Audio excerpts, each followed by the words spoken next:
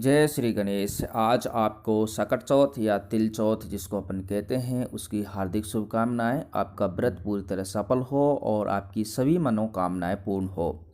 लेकिन इस सकट चौथ या तिल चौथ व्रत को जब हम कर रहे हैं तो हमें कुछ सावधानियां बरतनी चाहिए जिससे हमें व्रत का पूर्ण फल मिले। और ये जो जानकारी है आपको धर्मशास्त्रों के अनुसार ही दी जाती हैं। सबसे पहले मैं आपसे बात करूंगा पॉइंट नंबर फर्स्ट की। तो इसमें आपको करना क्या है कि जो व्रत की शुरुआत करते हैं हम संकल्प से करते हैं, इसलिए व्रत का संकल्प लेना बहुत ही ज़रूरी होता है। संकल्प कैसे लिया जाता है ये वीडियो मैं आपके लिए स्पेशल ही अपलोड कर चुका हूँ। यदि आप संकल्प भी नहीं ले पाते हैं तो मन ही मन गणेश भगवान जी को और चौथ माता को साक्षी मानकर आप मन ही मन में ये कर लें कि हम ये व्रत करने जा रहे हैं और आपकी कृपा से ये व्रत है जो पूरी तरह सफल हो और सभी मनोकामनाएं पूर्ण हो। जो भी आपकी हैं उनको आप भगवान गणेश के सामने स्मरण करें। इसके बाद हम बात कर लेते हैं पॉइंट नंबर 2। ध्यान रखना ये सबसे बड़ी गलती है। पूजन जब आप करते हो गणेश भगवान जी का, चौथ माता का, तो आपका जो मुख है वो या तो उत्तर दिशा की तरफ होना चाहिए या पूरब दिशा की ओर। यदि आप दक्षिण दिशा की तरफ मुख करके पूजा करते हैं तो आपको व्रत का फल बिल्कुल भी नहीं मिलेगा। दक्षिण दिशा पूरी तरह अशुभ मानी जाती है। इसके बाद हम बात कर लेते हैं पॉइंट नंबर 3 की। पॉइंट नंबर 3 में अगर बात करें, चंद्रोदय से पहले आपको अन्न ग्रहण नहीं करना है। व्रत का पूर्ण यानी कि व्रत पूर्ण तभी होता है जब आप चंद्रोदय से पहले कुछ भी अन्न ग्रहण नहीं करते हैं। यदि आप चंद्रोदय से पहले अन्न ग्रहण कर लेते हैं तो आपका व्रत अधूरा रहता है, खंडित हो जाता है। यही आपका व्रत पूरा नहीं हो पाता है।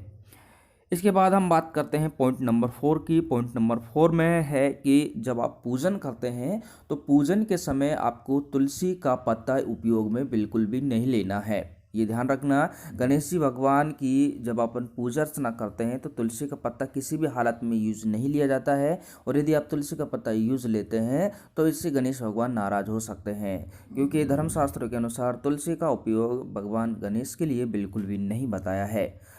इसके बाद हम बात कर लेते हैं पॉइंट नंबर 5 की।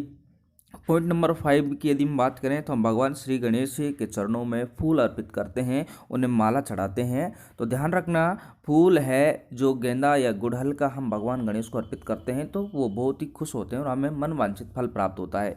लेकिन यदि हम केतकी के फूल चढ़ाते हैं तो ध्यान रखना इसका विपरीत प्रभाव पड़ता है।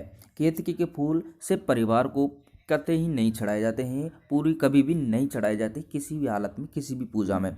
ये आपको ध्यान रखना है। इसके बाद सबसे महत्वपूर्ण प्रश्न है जो कि अधिकतर महिलाओं के द्वारा कमेंट कर कर पूछा जा रहा है, लेकिन मैं ये सब जानकारी आपको जो दे रहा हूँ इससे पूर्व मैं आपसे एक निवेदन भी करता हूँ कि कमेंट बॉक्स में जय श्री गणेश या भगवान गणेश की जय या भगवान गणेश का मंत्र ओम श्री गणेशाय नमः, ओम गण गणपते नमः आप जरूर लिखें। आपकी सभी मनोकामनाएं पूर्ण होंगी, आपके परिवार पर आए हुए संकटों का अंत जरूर होगा। पॉइंट नंबर 6 की भी बात कर लेते हैं जो अधिकतर महिलाओं के द्वारा पूछा जा रहा है, प्रेगनेंसी में व्रत करना चाहिए या नहीं करना चाहिए। तो इसका सीधा उत्तर यही है कि आप लोग प्रेगनेंसी में व्रत तो कर सकती हैं, लेकिन धर्मशास्त्र कहते हैं कि पूजा अर्चना आप बिल्कुल भी नहीं कर सकती प्रेगनेंसी में। ये आपको ध्यान रखना है। अब क्या कर सकते हैं, व्रत आप कर सकते हैं, पूजा अर्चना कैसे करें? तो पूजा अर्चना आप किसी अन्य महिला से या किसी दूसरे आपके घर में जो सदस्य है उनसे करवा सकते हैं, लेकिन स्वयं पूजा अर्चना बिल्कुल भी नहीं कर सकते। आपकी पूजा अर्चना मान्य नहीं होगी, लेकिन दूसरे के माध्यम से करवाएगी पूजा अर्चना आपकी मान्य हो जाएगी। तो ये आप ध्यान रखें।